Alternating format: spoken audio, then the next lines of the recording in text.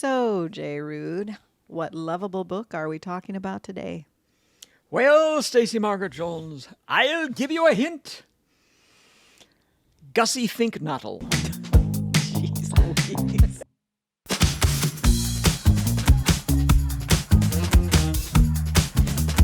Welcome to Between the Covers, where Merlin Mystery and Robin Hood Mystery series author J. Ruud and I, Stacey Margaret Jones, author of Mr. Catherine, discuss one book from his 100 most lovable novels in the English language list each episode.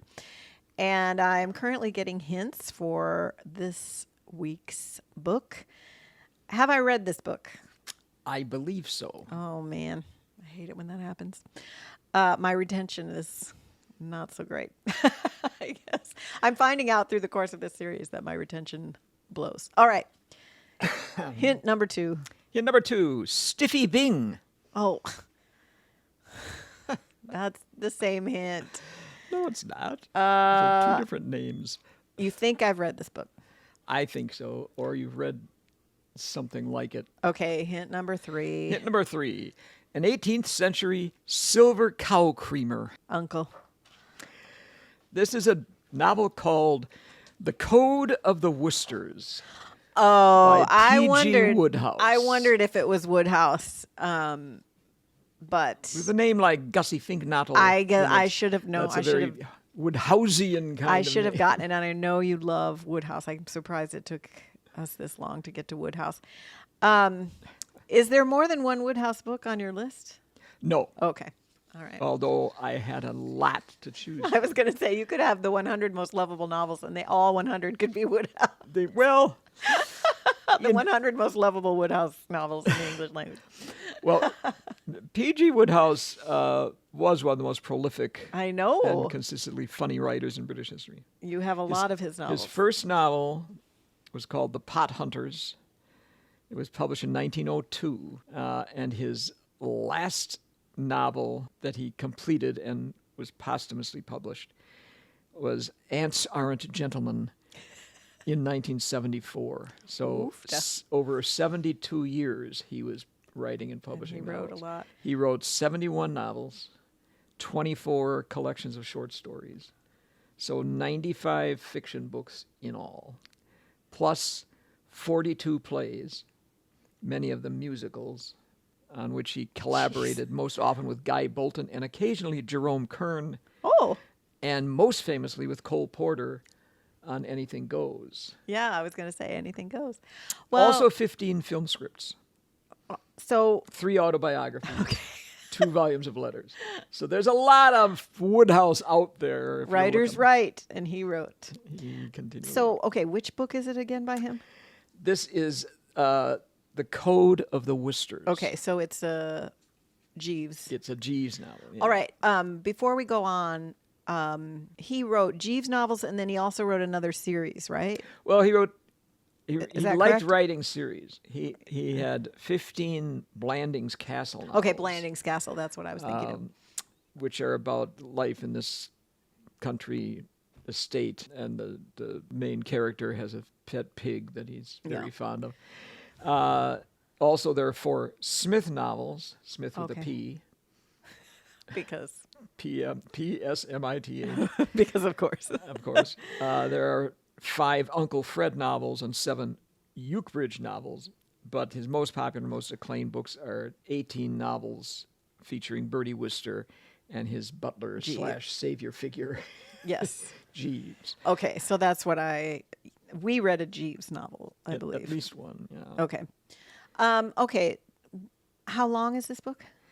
It's around 250 pages. Okay. And when did this one come out? It was published first in 1938. Okay. The Woosters. So, who else loves The Code of the Woosters? Well, a lot of people. I mean, if there are a lot of Jeeves novels that people really like. Retold Jeeves is a really popular one. Because From everybody just likes saying, "What are you reading?" Right ho, Retold Jeeves. Jeeves. That was published in 1934. Joy in the Morning, which I think that's the American name of it. I think it's called Jeeves in the Morning Okay. in Britain. But that was published in 1946. And Jeeves and the Feudal Spirit was published in 1956. Those are all really popular ones. But I think The Code of the Woosters is kind of the quintessential Jeeves novel. And it does seem to be the most widely loved one. Yeah. As was the case with Douglas Adams and with Terry Pratchett. You could pick just about any Well, one I'm of them. surprised you didn't slide in all 18 Jeeves novels like you did the Dark Materials trilogy, where you said, here, this book on my list is 3 books. But it's a continuous story. Ah, la la. Well, so... But anyway, who else loves this? Okay. Yes. On the BBC's 2015 list of the 100 greatest British novels, Code of the Woosters comes in at number 100. Actually, there were 104 on that list. It also appears on the Daily Mail's unnumbered rival list from 2019 called 100 Novels to Change Your Life. The Sunday Times 2013 list of 100 Books to Love. And on Penguin Classics' famous 2022 list of the 100 must-read classics as chosen by their readers, Code of the Woosters came in as number 26. On the Telegraph's list of 100 novels everyone should read from 2009, it was listed as number 15. In the 2014 list, compiled by 2 staff writers of the online journal Counterpunch, called the 100 Best Novels in English Since 1900, Code of the Woosters comes in at number 14. It's included in Esquire magazine's 2018 list of the 30 funniest books ever written, and the Telegraph's 2014 list of the 15 best comedy books of all time. Okay. Can you do the down and dirty summary and earn the harps of glory, or the trombone of complete humiliation? We'll find out. So what is the down and dirty summary of the Code of the Woosters? Well, first of all, That doesn't bode well. Wow. No down and dirty summary starts with first of all. this one does. It's a comedy.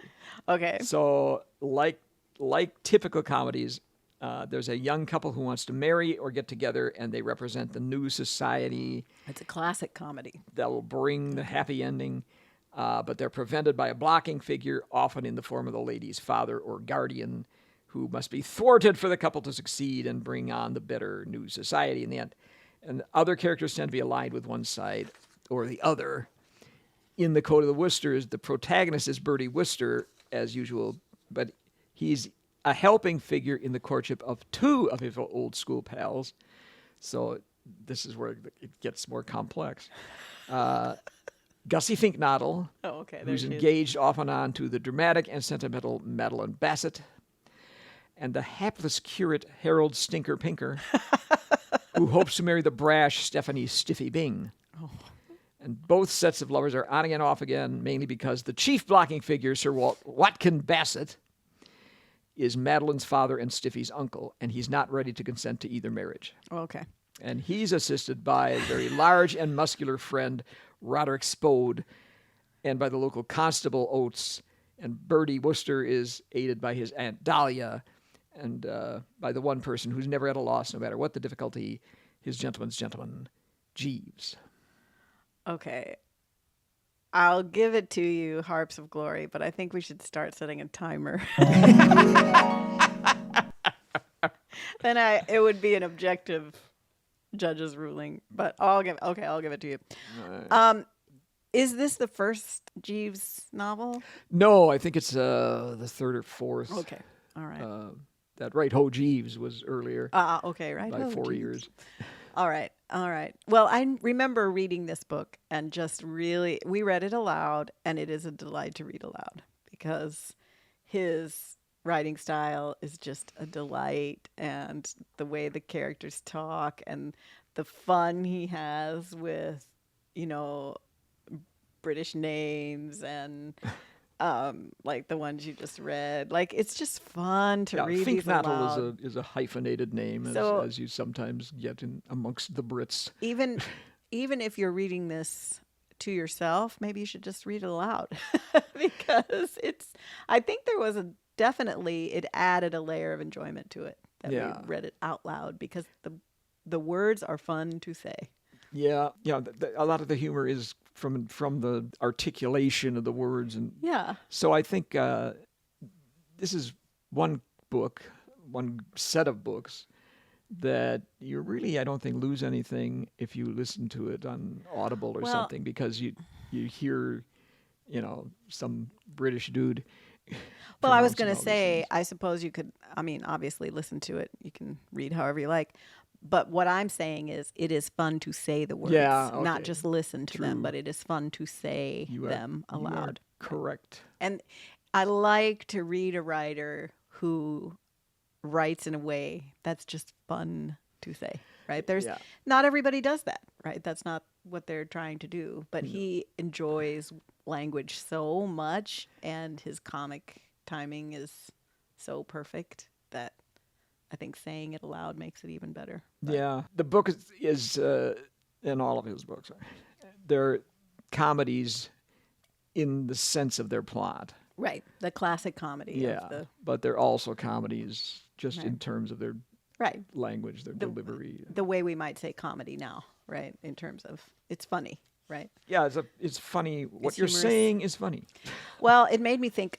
We just went to see As You Like It with Arkansas Shakespeare Theater, and it made me think of that in terms of the classic comedy with the couple that wants to marry and the blocking figures and the new society, Yeah, right? yeah. So, which goes back obviously to Shakespeare, another Brit you may have heard of, whose Yeah. writing is fun to say. Indeed. But it goes from him. It goes back to Menander ultimately. I think Okay. back in the 4th century BC. All right. Well, so he had how many Jeeves novels? There are 18. Okay, so why did you choose this one? How did this one rise above? Well, it was hard to pick because I could have picked from it. There's at least 4 or 5 of them that are just kind of outstandingly humorous. And I picked this one because other people have picked it. And, if it's lovable to them, it's certainly just as lovable to me, and maybe it'd be lovable to other people. Yeah. Well, and it also, when you were doing your extended down and dirty summary, I honestly was thinking too of, because he is a British writer in the British tradition. When did he publish this? This was 1938. Okay. He So published between 1902 and 1974. Right, because he was a writer who writes, and he He's a wrote. writer who wrote for a long, long time, and he lived a long time. But it made me think the way you were describing Blanding's Castle novels. I don't know why, but it actually reminded me of Trollope and the Plantagenet Palace. Like, not obviously he's not writing the same kind of book, right? Yeah. But he's kind of writing about the same Kind milieu. of people. Yeah, only just such a different tone. Yeah. And I love Trollope novels, and I love to read. I'm an Anglophile, and I like to read about all kind of aspects of British culture and society. And it's interesting how you can have a similar kind of focus and have such a different book. Although Trollope's character, Trollope doesn't take his characters too seriously. I think that they're not humorous like Wodehouse, but you do feel like there's a little bit of distance, right? Mm-hmm. Because you can see the flaws in the characters and how they might take themselves seriously. Yeah. Woodhouse's characters don't take themselves seriously. Maybe Jeeves does, because he's always, in a way, above the fray, because he looks at everything and figures out what needs to be done and stuff. But everybody else is kind of a wacky character. Well, it's interesting too how Jeeves, as he's a butler, right? Yeah. How the butler is more formal than the people. Or maybe valet. Yeah, I was wondering if he was a valet or a butler. Yeah. But how the people who employ him, who are higher ranking, he's more formal than they are. Yeah. And he has more gravitas. And He does. so that's Yeah. interesting. It's an interesting dynamic. Yeah. One of the characters is particularly interesting in Code of the Woosters is this Spode fellow that I mentioned, who's allied with the uncle/father, who's preventing the couples from getting together. He's described as an amateur dictator who leads a fictional group of British fascists called the Saviors of Britain, known colloquially as the Black Shorts. Now, this is 1938. I was going to say, this is he's doing this. Very specific time in European history.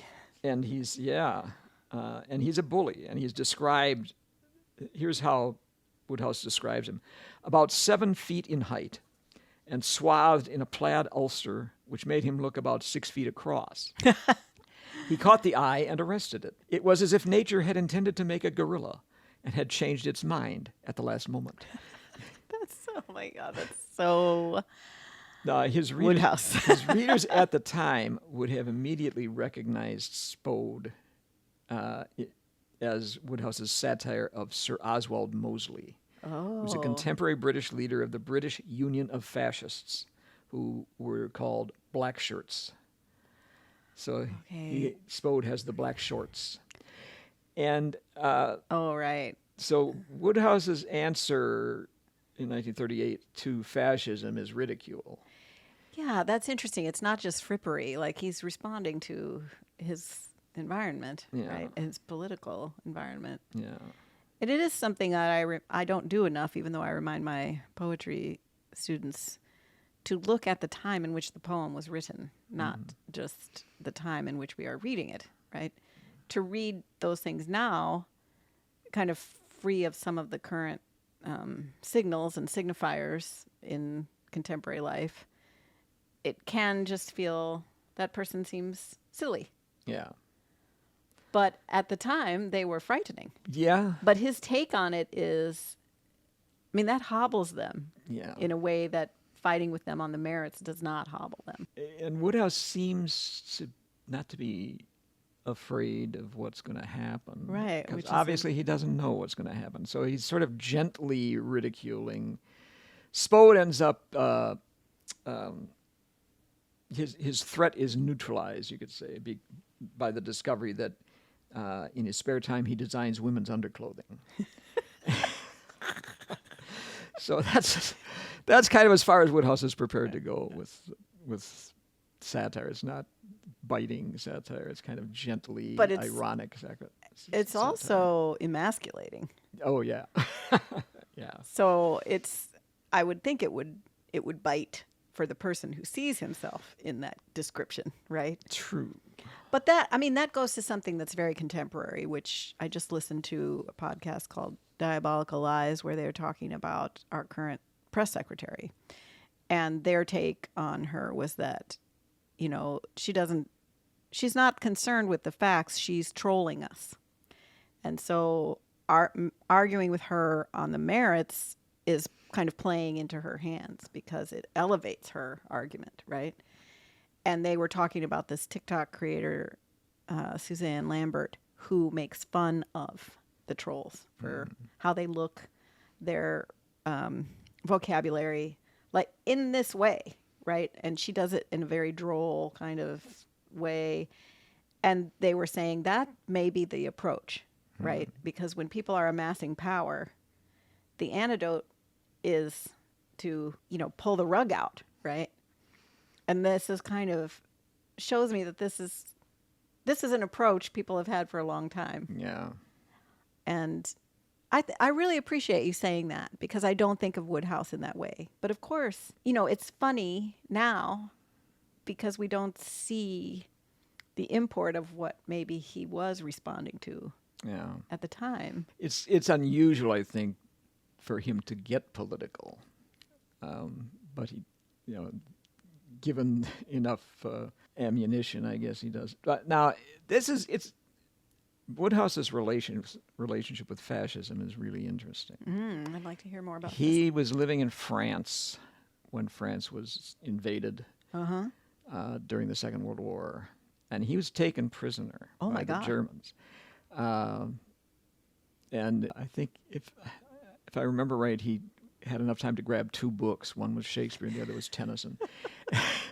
There you go. But he was kept as a prisoner, and he was...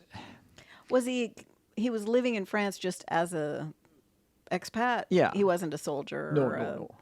No, he government official or No. anything. He was just a British citizen in France. Yeah.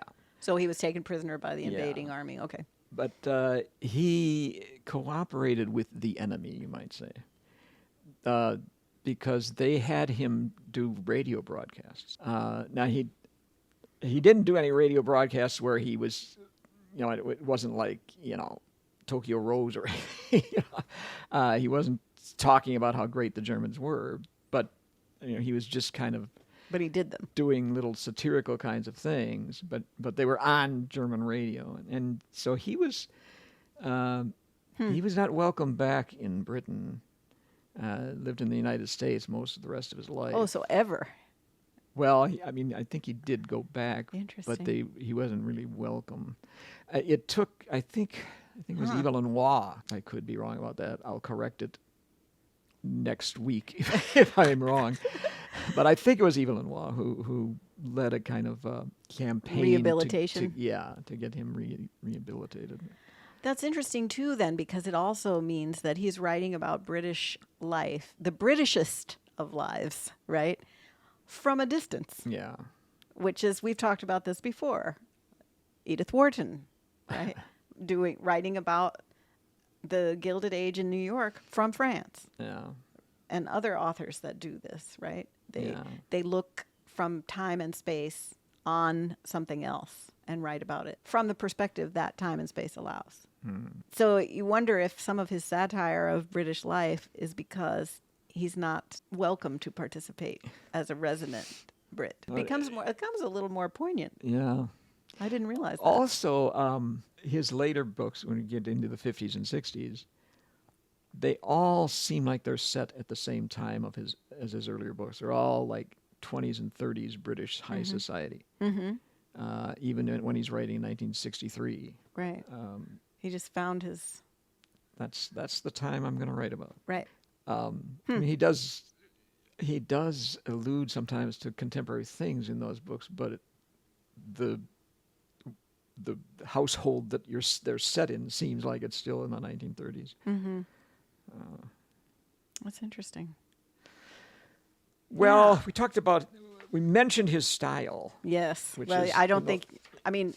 If you're going to talk about Wodehouse and somebody's read it, that's the first thing you're going to talk about. Yeah. It's so distinctive, Yeah. even though I didn't get the hints. I should have done. Well, And I should have known. I should be guessing Wodehouse every episode because, I should have been because I knew it was coming. it had to be. I've got a kind of a checklist of the sort of things that he does Okay, yeah. that are humorous. One of his little tricks is shortening words, especially when he's saying something that's mundane or cliche, as in, the gravity of the situation had at last impressed itself on her. So, situation, substitute for situation, which inevitably follows the expression, the gravity of, in Right. kind of a cliche expression. Yeah. Other times he doesn't even abbreviate the word.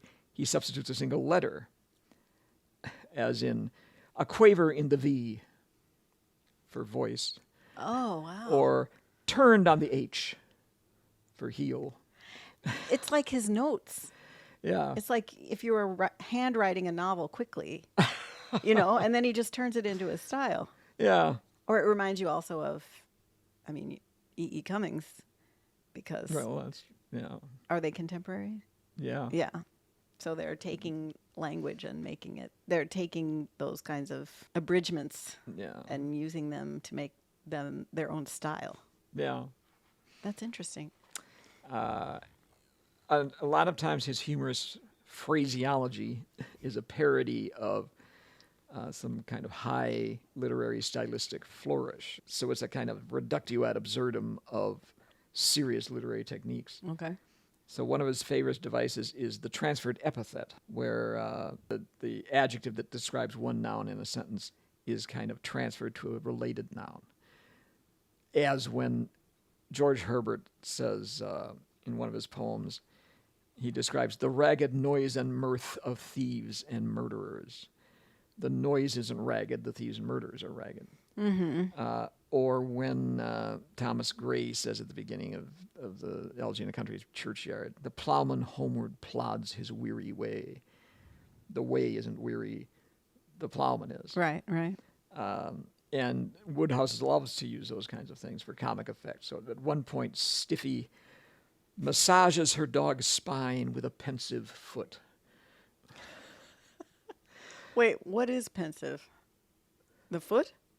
Well, she's pensive, but he's transferred it to the foot. Foot, right. The foot.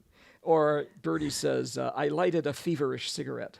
The cigarette is feverish. Well, I would think that cigarettes are indeed feverish when they are lit. Well, they're hot. Oh, I love it. And another, and maybe the most noticeable one of his favorite devices is the comic use of literary and biblical allusions. So in other writers, the allusions are serious, like in Moby Dick, our favorite novel. When Captain Ahab alludes to Milton's fallen angel, he declares himself proud as Lucifer and damned in the midst of paradise. So the allusions suggest the captain's kind of obsession with power. But Wodehouse uses allusions generally for comic effect, and they show his characters as, I suppose, puny or insignificant compared to the great events that are being alluded to. On the first page of the Code of the Woosters, Bertie is suffering from a hangover, and he alludes to the graphic story of Jael in the book of Judges, whose act saves the Israelites in their war with the Canaanites. And he says, indeed, just before Jeeves came in, I had been dreaming that some bounder was driving spikes through my head.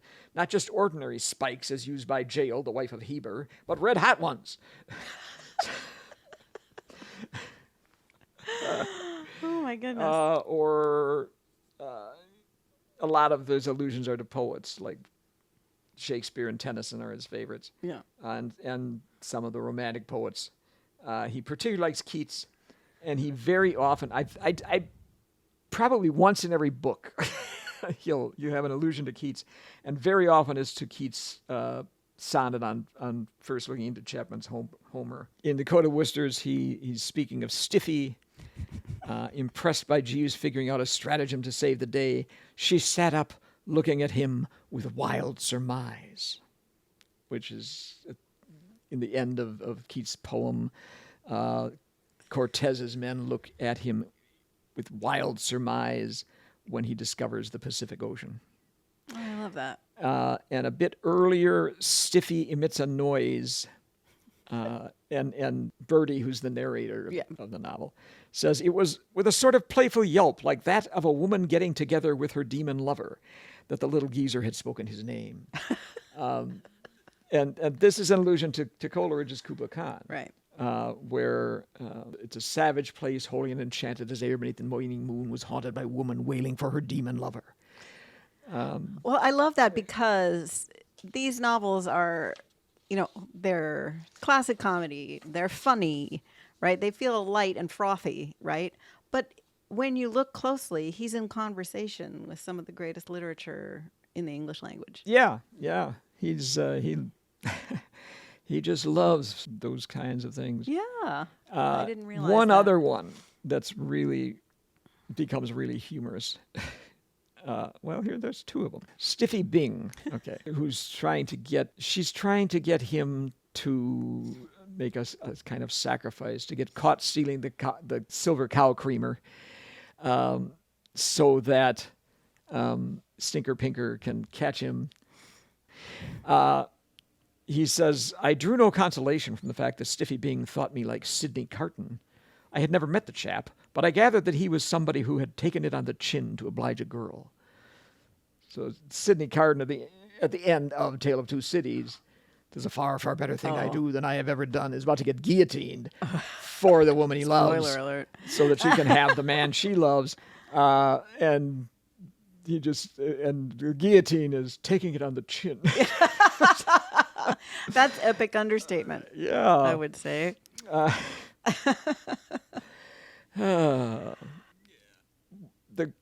The title is The Code of the Woosters. And just exactly what the Code of the Woosters is developed in the novel. At one point, it's never let a pal down. Never let the side down, as the Brits say, right? Yeah. Okay, Stiffy was trying to get Bertie to take the rap on Harold Stinkerpinker's place for stealing the policeman's helmet. That's what she wanted him to do. Oh, okay. Anyway, she says, didn't you tell me once the Code of the Woosters was never let a pal down? But then there's another place where Bertie says, it's pretty generally admitted, both in the Drones Club and elsewhere, that Bertrand Wooster, in his dealings with the opposite sex, invariably shows himself a man of nicest chivalry. What you sometimes hear described as a very perfect gentle knecht. Oh, So Chaucer. there's the Chaucerian Middle allusion there. English. Oh, that's awesome. Well, your little heart must have gone pitter-pat when you saw that. Oh, it did. Awesome. Well, we've talked about, I think probably our listeners can tell the many lovable things about this, but what do you think made this novel particularly, or makes Wodehouse generally in this novel particularly, the one for your list? If somebody's going to pick up a Wodehouse novel, what is lovable about this one? It's funny as heck. Okay. And the plot is hilarious too. Okay. I mean, it's not only is Bertie trying to get these two sets of lovers together, some disaster is always going on. And meanwhile, his aunt, Dahlia, is trying to get him to steal the cow creamer because her husband collects old silver, as does Bassett, the blocking figure, because she wants him to be in a good mood, so he'll help fund her ladies' magazine that she publishes. Okay. Meanwhile, Stiffy also wants him to steal the item so that Harold can catch him in the act and so ingratiate himself with Sir Watkin. But Bertie wants nothing to do with the cow creamer because Sir Bassett happens to be the local magistrate, and a few years past he found Bertie guilty of stealing a policeman's helmet and fined him £5 and threatens him jail time if there's another offense. And it's like Bertie and Jeeves are playing a game of whack-a-mole. Right. And something pops up over here. They have to go settle that. And then, over here there's something going on. And over here there's something going on. It's a frenetic kind of thing. Yeah, and it sounds like it's a farce. Everybody's working an angle. And you as the reader, you're trying to get to the resolution, right? Yeah. It's like a screwball comedy. Right. And it's like the kinds of scripts that Wodehouse wrote for the stage or for movies. Well, it reminds me of Oscar Wilde, The Importance of Being Earnest, a little bit, because you have these different competing interests, right? And you're trying to get to the resolution of them. Yeah. And also it has to do with a certain societal milieu, right? Like people at a certain level of society and the ways they do things, finding humor in that, right? Yeah. So that's funny. All right. Well, who might not like Code of the Woosters? I find it difficult to imagine anybody not liking this book. I really do. Maybe if you don't like British humor, or I guess if you don't follow some of the literary allusions, I guess, yeah, there's more to like probably if you're well read. Yeah. But on the level of the sheer comic plot, you don't need any. Right. I think it sounds to me like it's literary in that you can read it at a certain level and enjoy it. But the more levels you're acquainted with or see there, the more you'll enjoy it, right? Yeah. There's more depth to it than the page-turning farce. Yeah. But the page-turning farce is also there for you. It's still there. All right. Well, where do you rank this book then? I'm going to put this at number 28. Okay, so what's 27? So it's right after Terry Pratchett's Night Watch. Oh, okay. Speaking of Yeah. comedies. And it's actually right before 1984. Oh, A so lot of- speaking of not comedy. A lot of people will fault me for saying, you're putting Wodehouse ahead of 1984? But I'm just talking about lovability, folks. That's right. And it's your list, and you get to decide. That's true. So, awesome. All right. Well, do you remember what Jeeves novel we read aloud? I don't. Not right I don't offhand. think it was that one. It was probably, it might have been Retold Jeeves. Maybe. Okay. Awesome. Well, it's fun to talk about Wodehouse. Yeah. There's a lot there. Fun to read Wodehouse. Yeah, it is. All right. So is it time for Chaos, Reader? I think it is. And since last week I talked about my Nixon book that I'm still reading, I thought I would talk about another cookbook. Oh my gosh. This is, if you're watching on YouTube, it's well worn and stained because it gets used a lot. It's the It's All Good cookbook from Gwyneth Paltrow. And I know she's a polarizing figure, but this cookbook is really great. And we eat the the buckwheat banana pancakes out of this cookbook every single Saturday. I know the recipe by heart. They are delicious. In fact, we used to have donuts every Saturday until you had some dietary constraints from your doctor. And those pancakes got me off donuts because they are so good. And there's just a ton of recipes in here. I will say that when I first started cooking from this, I felt like I was playing Stump the Whole Foods. Yeah. Because some of the ingredients felt kind of obscure. I feel like it's not that obscure. Like some of those things have become a little more mainstream now, I think. One of the things I like the most about this cookbook is that in the back it has these charts of a week of vegan meals, a week of high protein meals, so that you can use the cookbook to kind of get the kind of diet that you are comfortable with. Like this one is just great, healthy, everyday eating, family friendly week, vegan week, etc. Bodybuilder week, detox week. I have feelings about the word detox, but there are also really good dessert recipes in here that aren't junky, right? So they taste really good. I make this flourless crumble that's in here remember the fruit. It's just like berries and a really yummy crumble. I make that a lot. It's a great dessert, and it's, like I said, not junky, not empty calories. So anyway, I just wanted to say I really love this cookbook. And we've been, ever since I got it, I probably make one thing a week out of it, if not more, because of course the pancakes I always make. But a lot of times I'll get it out and make other things from it, because things that we've come to kind of rely on or put in our rotation because they're really good. Okay. So that's Chaos Reader this week. All right. All right. It's Chaos Cooker. Chaos Cooker. That is me. I am a chaos cooker. So, thank you very much for listening to this episode. And we want to thank our producing partner, Jerry Bruno, who helps us with all of our random questions. We want to thank all of our listeners. And we want to thank you in advance for sharing this episode, liking, commenting, reviewing.